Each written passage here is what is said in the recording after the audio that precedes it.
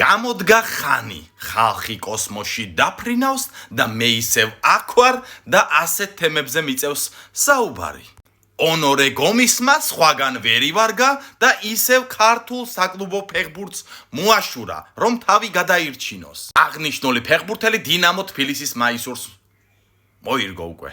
სენეგალელ ფეხბურთელს ეროვნულ ლიგაში 88 შეხვედრა აქვს ჩატარებული და 16 გოლი აქვს გატანილი. აქ იმას ხوار გეტყვიან ახლა ეს დინამო ბათუმიდან რო წავიდა ბელორუსის ჩემპიონატში, იქ 4 თვე იყო, ისიც არა, ვერ გაკაჩა და უკან დაბრუნდა. ან იქ რა გააკეთა, ინს გაინტერესებს? გაჩვენებ ახლა. მირთვი პროფესორო, ეს არის ამ ფეხბურთელის ნაშრომი მთელი 4 თვის განმავლობაში.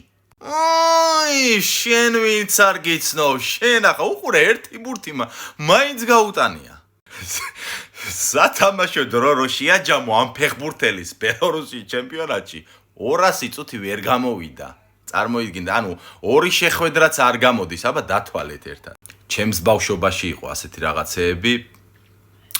მეტი საქმე რო არ ქონდათ ხოლმე, მოიტანდნენ თეფშს, ბეჭედს და ნუ სხვადასხვა აქსესუარებს და იძახებდნენ სულებს და ეკითხებოდნენ რაღაცეებს. პროფესორო, ვინ გამოვიძახოთ და რა ვკითხოთ?